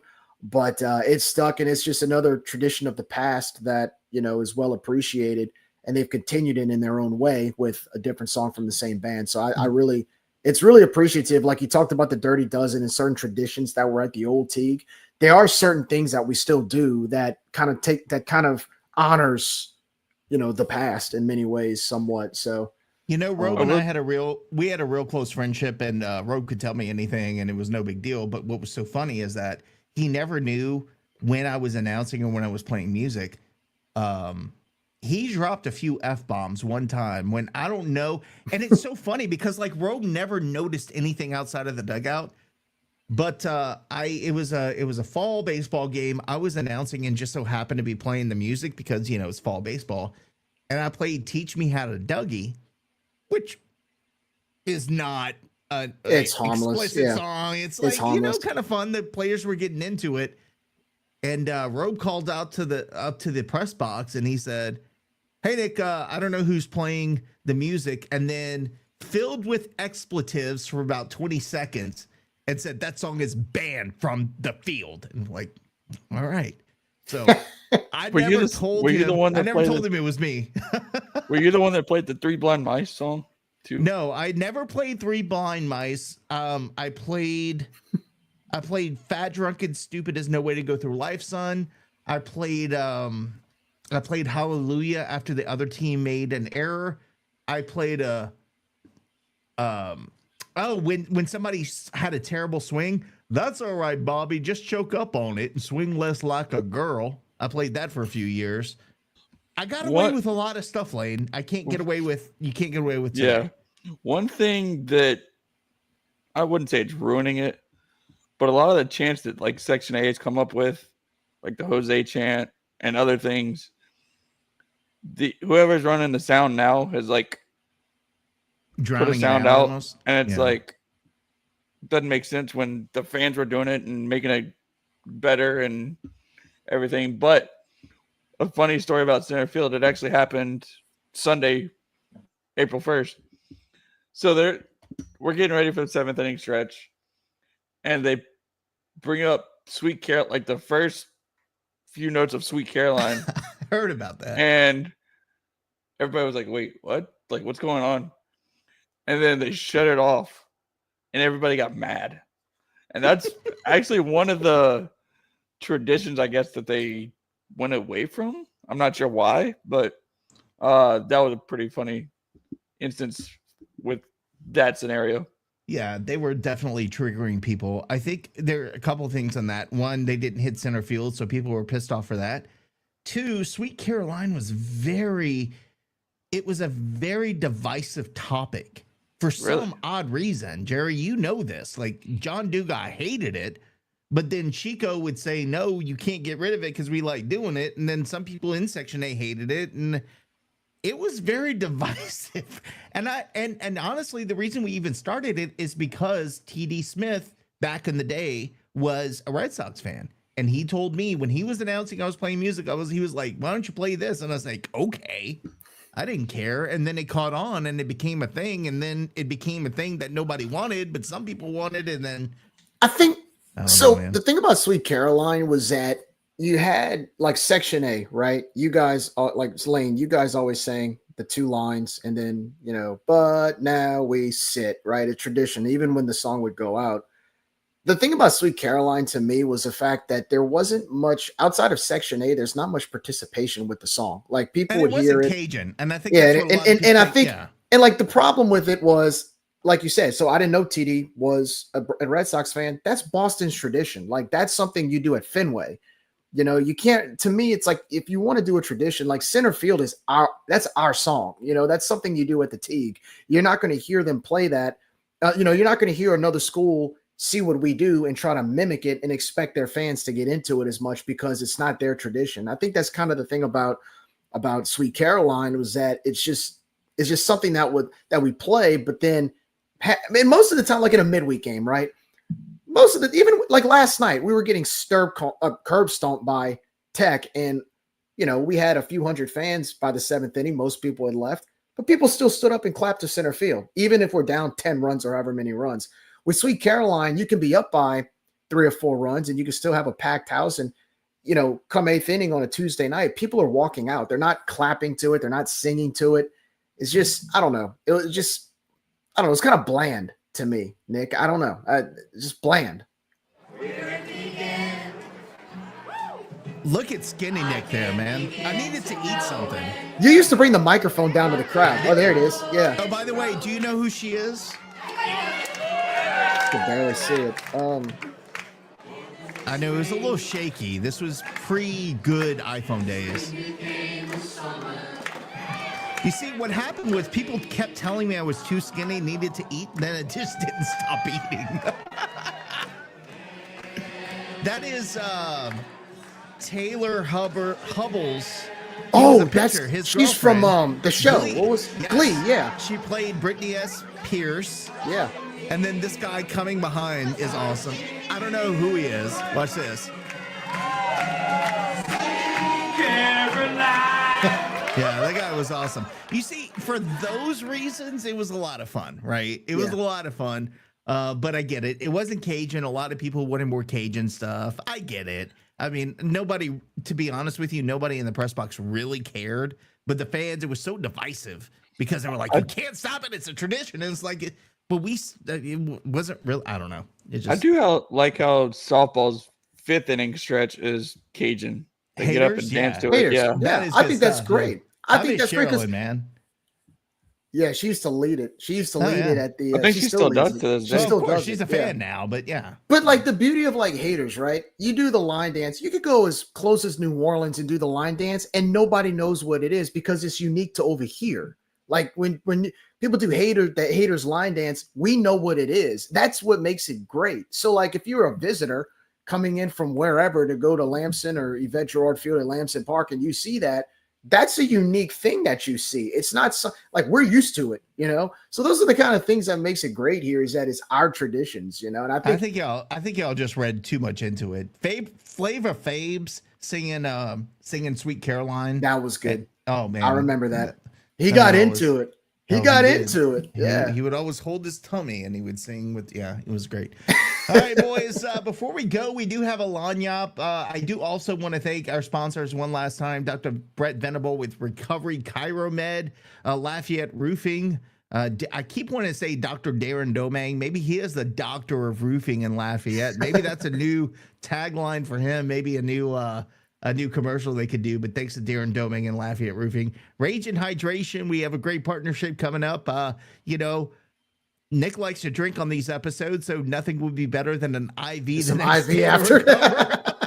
So, maybe when I'm in Lafayette and we have some fun or too much fun, I will hit up Rage and Hydration. But we do have the Eat Lafayette lagniappe segment of the week. And this week's going to be a little bit fun. It's going to be way off the wall. And boys, I'm going to ask you, and I'll go first because you probably have to think about this a little bit. Growing up as an 80s/90s kid, obviously when it got into the 90s, it was Saved by the Bell. It was, they had numerous TV shows I watched on Saturday, but Saturday morning cartoons were a thing. Lane, you're probably too young to remember that, but I'm sure Nickelodeon, whatever. But there are some very memorable cartoons that I watched as a kid. So my question to you guys is, what were your favorite cartoons growing up? As I said, will go first. This is one of my favorites coming up here. You probably have never heard of it, but we'll go with it. Hey, look! A Dungeons and Dragons ride! Dungeons and Dragons. Now, this is a terrible theme because it's just kids talking. I don't like this. But Dungeons and Dragons was a thing back in the 80s. And basically what happened was the kids were on a theme park ride and got sucked into Dungeons and Dragons world. So that's not really a good theme. When I think of themes and my favorite cartoons, hold on, let me get to this one because this is legit my favorite and y'all are going to make fun of me. I'm sorry. Muppet Babies. Yeah. I watch this every Saturday. When you know it's weird.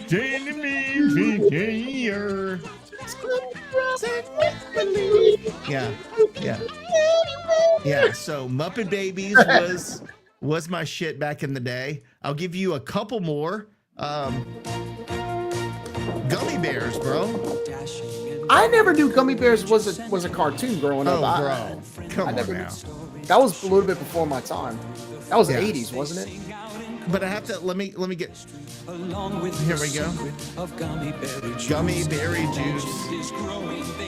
Come on, get to the point. Where gummy bears. All right, so gummy bears was a thing. Masters of the Universe. I'm not going to go through all that because it's kind of like the other one. There wasn't a whole lot of theme song. It was more like, by the power of Grayskull, I have the power. You know, that thing. But the most embarrassing one, let me just say, first of all, before we get into it. So you got to give a disclaimer, so it must be pretty. I do, because the guy was convicted of doing some stuff in a movie theater. Oh, I know where you're going with this. I already don't. Pee-wee's Playhouse, bro. Yeah, Pee-wee. Like, Pee-wee was my dog back in the day. And then they took him off the air because of that, which today he would have probably gotten an award anyway. God bless Paul Rubens. But yeah, this was my Shaw's. When I heard this come on, like, I knew my Saturday morning cartoons. This was the last one of the morning. It's the little beaver chopping the tree down. It's gonna get to it. It hits, man. It hits. But yeah, Pee-wee's Playhouse, dude. Did you guys watch that? I watched the movie. I never watched the show. Okay, I own the movie as an adult because like Big Top Pee-wee. No, it's Pee-wee's Big Adventure. Yeah, I watched the movie. There we go.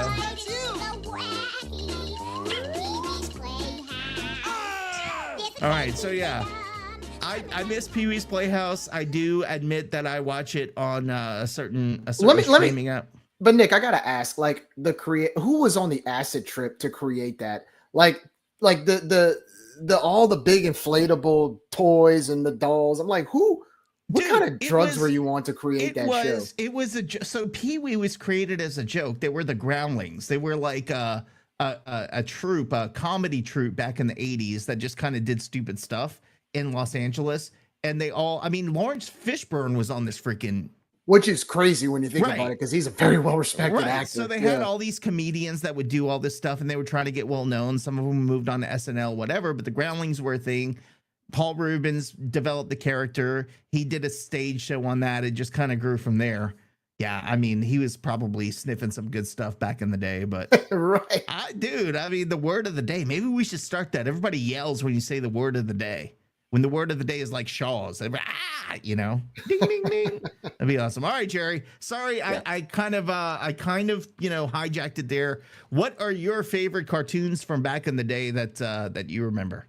Oh man, I was all in on Nickelodeon Nicktoons, man. I remember coming home from school, like kindergarten, first grade, and I remember the time slots. I think it was 5:30 was Tiny Toons. Then you had 6 o'clock was Doug, 6:30 was Rugrats. And then I think it was Hey Arnold at 7 before Nick at Night. So those are like my shows, man. Like the Rugrats, Doug, Tiny Toons, we're all the little loony, and in this cartoony, we're invading your TV. Oh yeah. And then I loved Hey Arnold. Hey Arnold was my show. Hey Arnold, believe it or not, there was a cliffhanger of an episode on where his parents were. Like, I think the last episode was like 2003, 2004, and it's Arnold finding a map of where his parents were.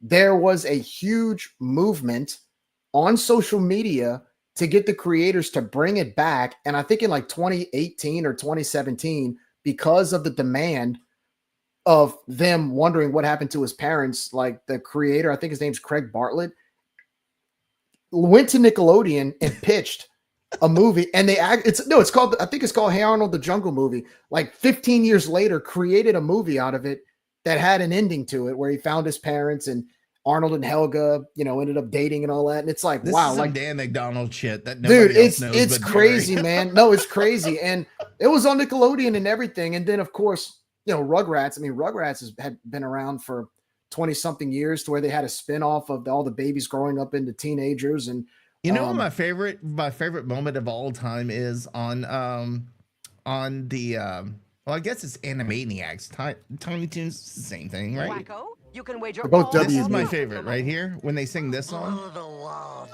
When they ask him about the states. Right then, in the category of the United States, the answer is the names of all 50 states Come on, man. and their capitals. This is good stuff, right? Okay. Do you remember this? Mm-mm. What? Are you kidding me? Here goes. Baton Rouge, Louisiana, Indianapolis, Indiana, and Columbus is the capital of Ohio. There's Montgomery, Alabama, south of Helena, Montana. How do you not know this, bro? I guess it's Animaniacs, so not truly Tiny Toons, but Yeah, they're both Warner Brothers, I believe. Yeah, but well, whatever. that and then That I was like 10 when so like I said, Nicktoons, watch some Cartoon Network, got a little Johnny Bravo, Dexter's Laboratory in there, you know. Laboratory, by the way. Laboratory, Dexter's Laboratory. And then I think I was like 9 or 10 when SpongeBob came out, and I watched a little bit of that. And what's funny about SpongeBob is there's some like dark humor in there for adults that you kind of catch every once in a while. Now. Yeah. You catch it now, but I mean, not to say I haven't watched SpongeBob in years, but it's crazy because I think SpongeBob just broke an all-time record for the longest running cartoon show in TV history. I think that's still The Simpsons, bro. Well, no, okay, so The Simpsons. It must have been kids cartoons. Because they're at 26 years. Yeah, The Simpsons. You're right. No, The Simpsons is still a thing, but still they've been going a good time. So yeah, they've been going since like 1998 or 99, and then Nicktoons, a little bit of Cartoon Network. Got to show my love for a little bit of SpongeBob, and that was really it. That. Did you watch all that? I did. All that, and you're talking about like adult jokes, and now you go back and watch the Nickelodeon stuff and hear about all that stuff. And the thing about it was originally created to be like a kid's version of SNL. Right. And it's crazy because I know the documentary you're talking about, but they actually had some successful people come out of that show. I mean, Nick Cannon, who else? I'm trying to think. Who else was there? I mean, you can go down Keenan Thompson, who went to SNL. Yeah. Who went to SNL, Keenan and Kel. It was they went about 10 strong years. Yeah. Crazy. All right, Lane, your turn. The youngin of the stream.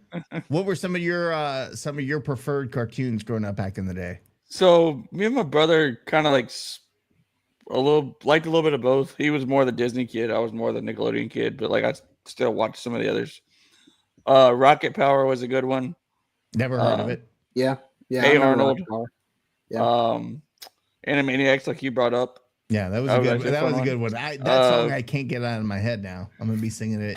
I want to say it was like the original Scooby-Doo series. I liked a lot of that. And then at my teenage years, or into my teenage years, I started watching Family Guy. So, oh man, that's where all my humor you can still watch Family Guy and enjoy it. Yeah, I do. But yeah, so like, fun. So Rocket Power, that was like early 2000s. No, that was a Cat good Dog show. too. Yeah, Cat Dog's good. Cat Dog's good. So you watched a lot of Cartoon Network too. Yeah. Courage the Cowardly Dog. That was a good one that me and my brother both watched. There's one last thing I want to share with you all before we close this out, because this has gotten so off topic, but I'm having too much fun, man. This is Lanya, brought to you by Eat Lafayette, by the way. So Eat Lafayette, I guess is what I'm saying here, but this is one of my favorites. Not many people remember. Don't be a stubborn cluck. From Sesame Street back in the day. I learned a thing or two from years of My dog hates this song because of the squeak. But this is the best combination of like 80s celebrities. John Candy. Yeah, that's John Candy, by the way. You got to put down the ducky, Jerry. Yeah, put down the ducky. Put down the ducky. Put down the ducky. Put down the ducky if you want to play the saxophone. Wow. The most ridiculous thing. Gladys Knight and the Pips. I mean, come on, dude. Put down the ducky. Put down the ducky, yeah, you gotta leave the duck alone. Yeah, they really did this. This was so the story behind that is, remember the PBS specials where they asked people to give money? Well, that was it. That was it that night. And they did. I mean, Phil Donahue's on there, and I think Michael Jackson made an appearance. But you know what's funny? I remember my mom. Weird. So my mom, when she drive me to school, I was like 4 or 5 every day. We had that small Sesame Street cassette with like the typical Sesame Street songs, C is for cookie, and then you had the Oscar the Grouch and, sunny day. And I remember we wore that tape out so much as a kid. I loved that tape. I remember the Urban Chipmunks because it was Urban Cowboy, but then the Chipmunks singing Urban Cowboy. That is hilarious. Amazing. It's cool because having kids now, I've passed some of that stuff on to my daughter. Now she likes the newer stuff like Moana and Wish and the new stuff. But sometimes I'll get the OG. I'll play some Sesame Street on there and I'll start singing along to her. And she kind of freaks out like, Daddy, what are you singing? I'm like, it's, sunny days. And, we'd start dancing to it and stuff. But you gotta. We haven't played, as far as I know, we haven't played the Muppets song that we normally play during pitch and changes. Bohemian Rhapsody? Bohemian Rhapsody. Yeah, we haven't played it. As far as the games that I've been to, we haven't played it. Do they still do the Lonely Boy? Yes, they did that a couple of games ago. Okay, good. They do that in the AC/DC chicken, rubber chicken. Okay. Well, then there are a couple of things, but yeah, we need to get on them to do the definitely. Well, especially apparently we're supposed to be getting a new scoreboard soon, so that would look good on that Jumbotron, right? I mean, you know what, Jerry, shut your mouth. Don't ruin it, man. Don't ruin it. We don't talk about those things until they're installed. That is a good point. That is a good point. I don't want to tease anybody, right? We don't want to lead anybody on to think we're getting something nice. Thank you. Boys, Jerry, Lane, any final thoughts before we call in tonight? We got way off track, but it was a lot of fun. Appreciate Dan coming on, of course, Coach Trout, but look forward to a good weekend. Jerry, your final thoughts before we depart. Yeah, it was great joining y'all a little bit later on this episode. You guys, did a great job getting the start. Good job with the interviews. Holding down the fort, Jerry. Holding down the fort, baby. Thanks to Dan and thanks to Coach Trout, for coming on. Great interviews. Look forward to this weekend. Just want to let everybody know I don't know what the rain looks like, but Saturday softball game got moved up to 1:00. So there's going to be some rain. So everybody just be aware. They're on the road too. So they are on the road. Sure. Well, okay, that's true. They're on the road. I'm sorry. I thought they were at home. Okay, so I know ULM moved their game up this weekend. So there's going to be rain in the area, just FYI. Saturday, definitely. Yeah, hopefully it's not what it was where the game gets pushed back like 20 hours, but it is what it is. Hope to see everybody out at the Teague. Big weekend against a good Texas State team. And we'll be there tomorrow night. So, come say hi at the Teague and look forward to a good weekend matchup. And best of luck to the ladies. Hopefully softball gets it done as well. Lane, final thoughts. What is Texas State? What am I talking about? What does Section A have planned for Texas State this weekend? So I believe they're cooking Fireman's Delight on Saturday. What the hell is that? It's basically a grown-ups what is it? Hamburger Helper. Like better than Hamburger Helper. But it's more customized. Yeah, it's more customized. I got you. Okay. But, I can deal with that. It'll be fun. But from talking college baseball to Iceland golf to cartoons, we cover it all. Pee-wee's Playhouse. Yeah. Pee-wee's Playhouse.